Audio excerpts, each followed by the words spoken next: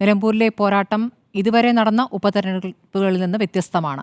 അത് നമ്മൾ പുതുപ്പള്ളിയിലും പാലക്കാടും ചേലക്കരയിലും കണ്ട രൂപത്തിലൊന്നും ആയിരിക്കില്ല നിലമ്പൂരിലെ പോരാട്ടം എന്നുള്ളത്. നമുക്ക് ഏതെങ്കിലും ഒരു ഘട്ടത്തിൽ ആർക്കെങ്കിലും ഒരു എഡ്ജ് ഉണ്ട് എന്ന് പറയാമായിരുന്നു. പക്ഷേ അങ്ങനെ ഈ ഘട്ടത്തിൽ തുടങ്ങുന്ന ഈ സമയത്ത് നമുക്ക് പറയാൻ പറ്റാതെ നമ്മൾ അന്ധാളിച്ച് നോക്കുന്ന ഒരു കാഴ്ചയാണ് കാണുന്നത്. കാരണം ഇന്നത്തെ പ്രചാരണം, ഇന്നിപ്പോൾ സ്വരാജ് രാവിലെ നിലമ്പൂരിൽ വന്നിറങ്ങിയാണ്, റെയിൽവേ സ്റ്റേഷനിൽ വന്നിറങ്ങുന്നത് തൊട്ട് സ്വരാജുമായിട്ടുള്ള റാലി, പ്രവർത്തകരുടെ വലിയ കൂട്ടം, കേഡറുകൾ മുഴുവൻ, പാർട്ടി മുഴുവൻ ഒന്നടങ്കം തന്നെ സ്വരാജിന് പിന്നിൽ അണിനിരക്കുന്നു.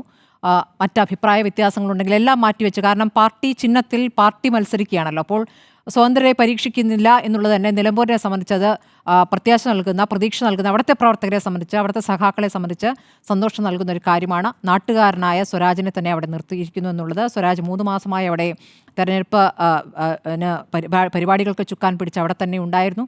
അപ്പോൾ സ്വരാജിനെ തന്നെ സ്ഥാനാർത്ഥിയായി കിട്ടിയെന്നുള്ളത് അവിടുത്തെ പ്രവർത്തകരെ സംബന്ധിച്ച് വലിയ ആവേശം ജനിപ്പിക്കുന്നതാണ്. അതുകൊണ്ട് പാർട്ടി വോട്ടുകൾ എല്ലാ തരത്തിലും അവിടെ സ്വരാജിനൊപ്പം തന്നെ നിൽക്കുമെന്നുള്ള കാര്യം ഉറപ്പിക്കാം. പക്ഷേ വിജയിക്കാൻ അതുമാത്രം പോരാ, ഘടകം എന്നുള്ളതാണ്. അത് ഒരു UDF മണ്ഡലമാണ്.